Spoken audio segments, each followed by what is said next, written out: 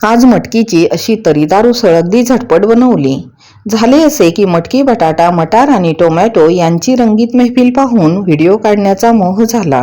मग आधीच शेंगदाण्याचा कूट केलेल्या मिक्सरच्या भांड्यात कोथिंबीर घातली, 4 पाने कढीपत्ता, थोडासा घरचा मसाला, आले, लसूण, हळद, मीठ आणि गरम मसालाही घातला। मग त्यातच मुठभर भाजलेले शेंगदाणे घातले व थोडेसे पाणी घालून वाटण करून घेतले। घाईची वेळ असल्यामुळे कुकरचा आधार घेतला। मोहरीच्या तेलातून धूर निघू लागल्याशिवाय फोडणी घालायची नाही। मग फोडणीवर वाटलेला मसाला घालायचा आणि 2-3 मिनिटे मस्त परतून घ्यायचे। आता त्यावर मटकी व तिचे सगळे सवंगडी घालून तेही चांगले परतून घ्यायचे। मग आपल्या आवडीनुसार 1.5-2 ग्लास पाणी घालायचे आणि कुकरला 2 शिट्ट्या मारायला लावायच्या की झाली आपली तर्रीदार उसळ अगदी झटपट तयार।